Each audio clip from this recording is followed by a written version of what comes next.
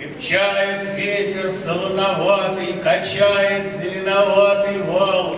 Он был в Аравии тридевятой, в которой много наворовал. Молнии с волнами моря с молом все блещет, словно оледенясь.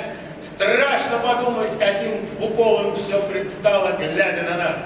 Пока ты качаешь меня, как шлюпку, мой свитер дерзостен и лукав, лезет к тебе рукавом под юбку, кладя на майку другой рукав.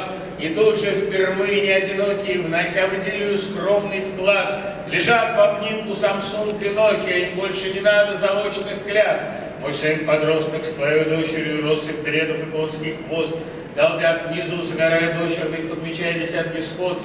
Они подружились еще в Фейсбуке, увидались только вчера, но вдруг отводят глаза и руки, почуяв больше, чем игра. Боюсь, мы были бы только рады сюжету в духе Жана Жене, когда, не желая другой награды, твой муж ушел бы к моей жене, и чтобы уж вовсе поставить точку в этой гармонии без конца, отдать бы мать мою одиночку за отца твоего вдовца.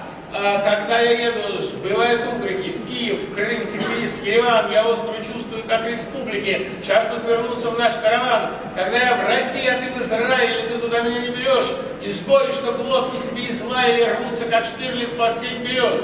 Это тяга. 100 раз за сутки нас настигает день ото дня. Повреждает тебя в рассудке, укрепляет в вере меня. Так что и форт твой тяжелозадый, по 100 раз на трассе любой, все поцеловался с моей ладой, но, по счастью, он